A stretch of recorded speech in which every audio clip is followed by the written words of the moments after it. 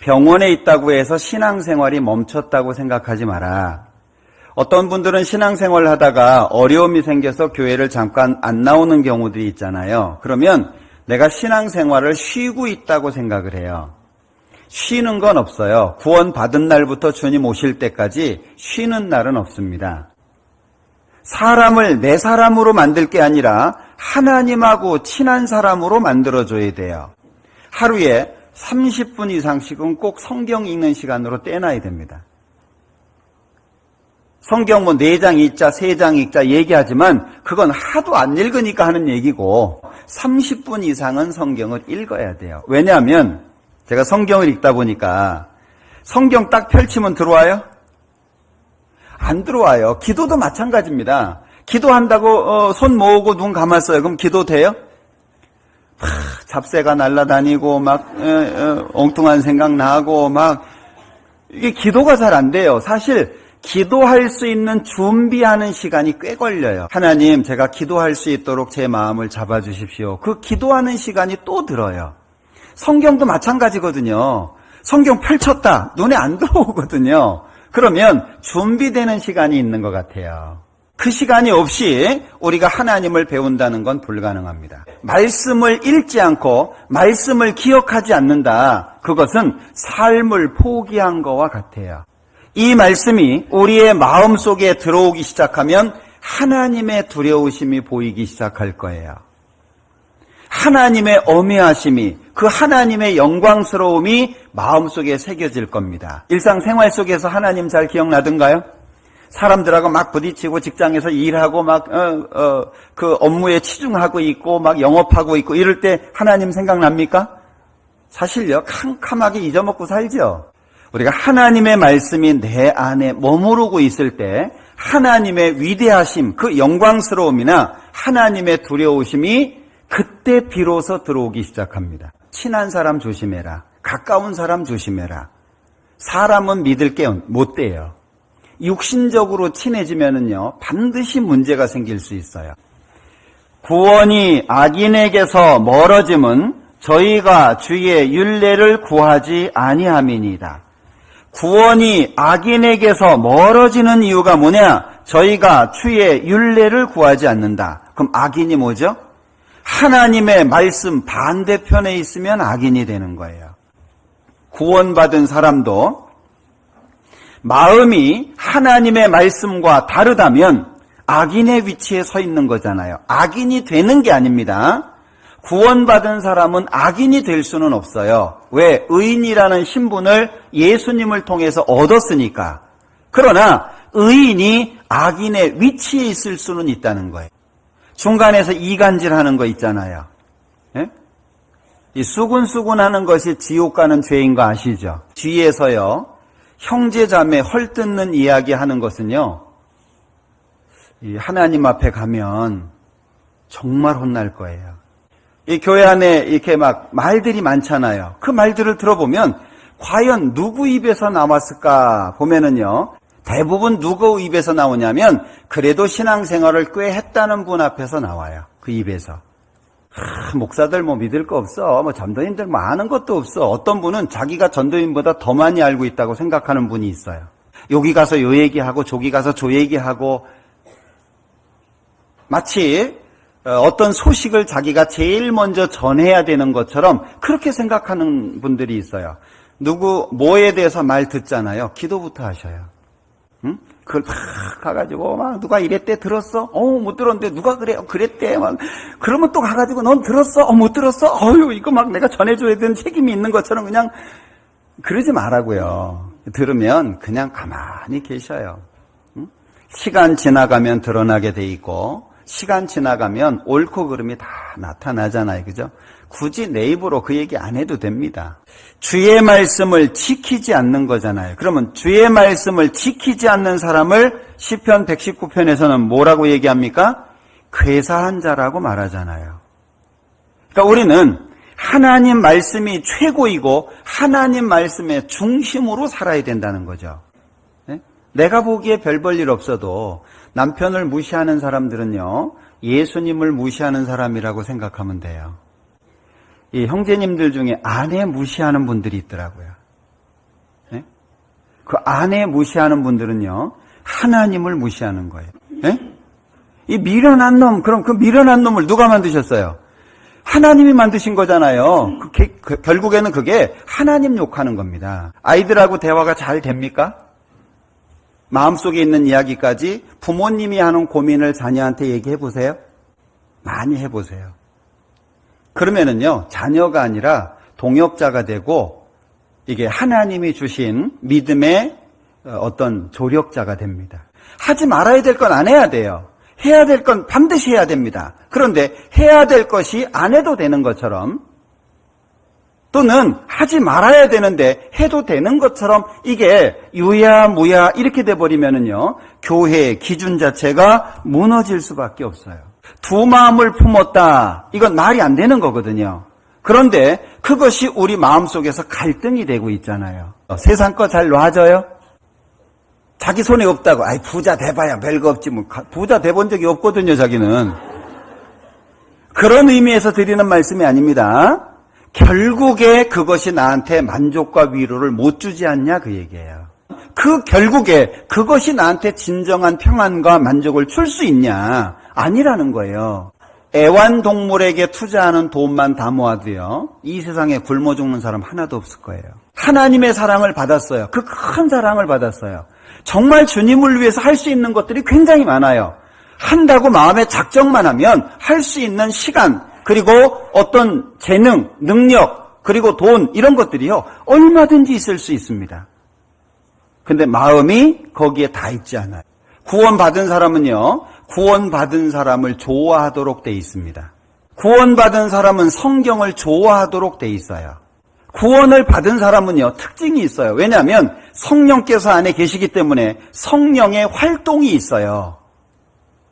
그런데 1년이 지나도 똑같고 2년이 지나도 똑같고 3년이 지나도 똑같아요. 변화가 없어요. 그럼 뭘 보고 구원을 받았다고 합니까? 예수님이 내 죄 용서한 거 피 믿었다고요? 구원 받았다는 사람이요, 말을 함부로 하는 거예요. 예? 말을 함부로 해요. 다른 사람 정죄하는 말을 함부로 하고, 심지어는 막 자기 아내를 막 그냥 깔고 뭉개고, 다른 사람을 낮춰서 자기가 높아지지 않아요. 그럴 수밖에 없죠. 신앙생활도 마찬가지예요. 다른 사람을 높여야 내가 높아지는 거지. 아유, 저 아무것도 몰라. 나만 알지. 나한테 와야지. 내가 해줘야지. 그러면 사람들이 멀어져요. 신앙은 버티는 거예요. 언제까지요? 주님 오실 때까지. 저는 제 건강을 위해서, 사실 아픈 걸 위해서 기도 잘 안 합니다. 왜냐면 버티면 되니까. 주님 오셨는데 그냥 배에다가 깔판 깔고 초콜릿 볶은 집어넣고 알통 튀어나오고 이래가지고 뭐 할 거예요? 아픈 거에 너무 신경 쓰지 마라. 그러려니 하고 살고, 누가 나한테 잘해준다고 해가지고, 또는 누가 나한테 잘 안 해준다고 해가지고 두 마음 품지 말자. 성경을 안 읽으면 밥을 안 먹는 거예요. 그 정도로. 예? 내 입에 일정한 음식보다 더 귀하게 생각하는 것, 그것이 말씀이라는 거죠. 왜냐하면 나를 살게 하는 거거든요. 그런가 하면 이 말씀은 죄로부터 구별을 시켜줍니다.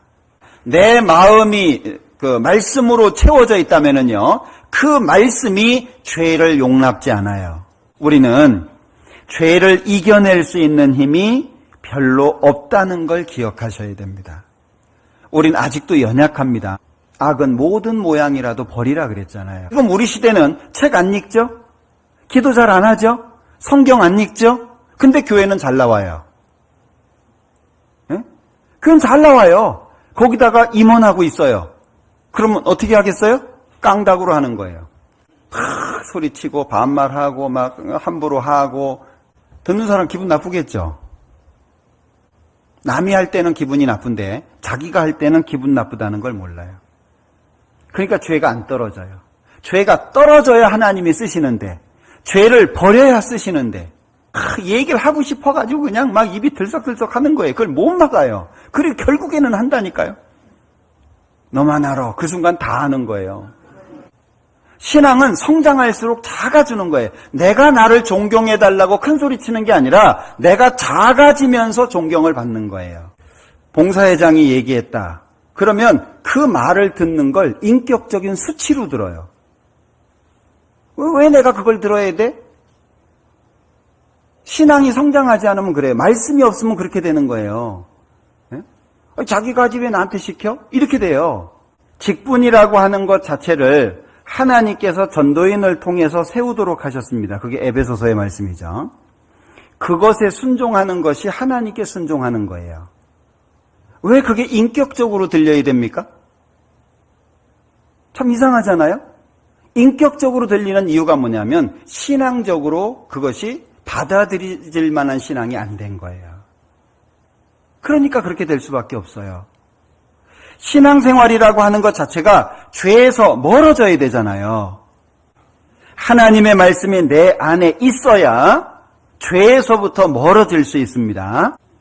말씀으로 소망이 주어지잖아요. 주님의 말씀이 내 안에 있을 때 이 소망이 커지잖아요. 하나님의 말씀이 우리 속에 없으면 못 견뎌요. 예, 견딜 수가 없습니다. 그러니까 내가 이 말하면 안 돼요. 예? 신앙생활에서요, 내가 어떤 분들은요, 특히 교회 학교 오래 하신 분들은요, 조심하셔야 됩니다. 그리고 교회 안에서 오래되신 분들, 연세 많으신 분들 조심하셔야 돼요. 어렸을 때부터 봐왔잖아요. 그죠? 청년인데 지금은 청년이에요. 근데 어렸을 때부터 봐왔어요. 그러니까 쉽게 대한다고요. 함부로 얘기하고 반말하고. 청년이에요, 청년. 근데 아이고 이 똘마니 많이 컸네. 뭐 교회이기 때문에 공식적인 자리에서는요, 청년 대접을 해줘야 됩니다. 응? 싫어합니다. 예? 어른은 이제 친하다고 해가지고, 그리고 교회 학교 하신 분들, 교회 학교에서 봤잖아요. 애기였거든요. 근데 커가지고요, 청년하고 있고, 어떤 분은 말씀도 전하고 있어요. 그러면은요, 말씀 전하는 분으로 인정하는 게 아니에요. 학생으로 봐. 아이고, 자식 잘 컸네. 아이고, 내가 얘 가르쳤어. 사실 가르치긴 뭘 가르칩니까? 그냥 같이 교제한 거지. 아, 얘들 내가 다 키웠어. 그거요, 진짜 조심하셔야 됩니다. 키우긴 누가 키워요. 네? 그게요, 상당한 교만이라고 하는 걸 기억하셔야 돼요. 이 내가라고 하는 게 굉장히 위험한 겁니다. 내가 지혜로운 게 아니고 주님의 말씀이 나와 함께하고 있으니까 지혜로워지는 거죠. 그럼 그 말씀이 나를 떠나면 나는 또 어리석어지는 거예요. 그러니까 주님의 말씀이 나와 함께하고 있냐 그렇지 않냐 이거에 따라서 지혜롭냐 어리석냐 그 얘기죠. 이 말씀이 내 마음속에 없고 묵상이 되어지지 않는다면, 그렇다면 하나님의 자녀 구원받은 사람임에도 불구하고 어리석은 사람으로서의 삶을 살 수밖에 없는 겁니다. 하나님의 말씀이 나의 앞길을 인도해 준다는 겁니다. 형제자매님들, 말씀 들을 때 많이 안 좋으셨으면 좋겠어요. 어떤 분은 그냥 자요. 뒤에서 이렇게 보면 안타까워요. 왜냐하면 피곤하니까 조는 거잖아요. 일하고 와가지고. 근데 말씀에 대한 그 마음이 크면은요, 졸려도 들을 수 있습니다. 옆에서 말씀을 듣는데 조는 분 있잖아요. 깨워주세요. 냅두지 말고 이렇게 깨워주세요. 말씀을 듣는 자리, 그 자리에 내가 함께하는 것을요, 아주 소중하게 생각하셔야 돼요. 그 말씀이 없으면 나는 살 수가 없습니다. 나는 신앙인이라고 말할 수 없습니다. 그럼 우리 육신이 또 튀어나올 수밖에 없는 거예요. 주의 법을 사랑하는 자에게는 큰 평안이 있으니 저희에게 장애물이 없으리이다. 분명히 장애물이 없다고 하셨는데 왜 나는 장애물이 많을까? 나중에 알게 됐어요. 주의 법을 사랑하는 자에게는 주어지는 평안이 있는데 그 평안이 장애물을 넘어가게 해준다는 거예요. 장애물을 장애물 아닌 것처럼 해준다는 거예요. 그 사람에게는 장애물이 되지 않아요. 뛰어넘어갈 수 있다면 장애물이 아니잖아요. 그럼 문제되지 않거든요. 아무리 장애물이 많아도 잘 뛰어넘어갈 수 있으면 문제되지 않잖아요. 이 말씀을 가까이 하잖아요. 그러면 주님의 얼굴이 마치 햇빛이 이렇게 비춰주는 것처럼 주님과의 관계가 개선이 됩니다. 이 하나님께서 죄를 지은 사람에게는 얼굴을 숨기시는 거 아시죠? 내 마음이 불편하다, 내 마음이 어둡다, 뭔가 해결되지 못하고 있다, 뭔가 답답하다. 이유가 뭐냐? 하나님이 얼굴을 돌이키신 거예요. 내가 서운하지만 나도 잘못한 거 있는 거 내가 알아요. 내 마음에서 걸린다는 얘기는 성령께서 문제시하고 있다는 얘기거든요. 그럼 그 상태를 하나님께서 얼굴을 돌이키신 것으로 보시면 돼요. 우리가 하나님 말씀을 써먹으려고 하면 안 돼요. 내가 하나님의 말씀에 붙잡힌 바 돼야 되지. 몇 가지 알아가지고요, 그거 사람들한테 써먹으려고 하면은요, 이 큰 문제 됩니다. 왜냐하면 이 말씀이 내 게 아니에요. 이 말씀은 하나님이 주신 겁니다. 내 것이 아니에요. 내 눈을 열어서 주의 법에 기이한 것을 보게 하소서. 그래서 가르쳐 주십시오. 깨닫게 해 주십시오. 이 시편 119편 안에서만 가르쳐 주십시오라고 하는 것이 9번 반복이 되고 깨닫게 해 주십시오라고 하는 것이 7번 반복이 됩니다. 항상 하나님 앞에 하나님 가르쳐 주세요. 하나님 깨닫게 해 주세요. 왜냐하면 우린 아직도 주님의 말씀을 배워야 될 것들이 너무 많습니다. 모르는 것들이 너무 많아요.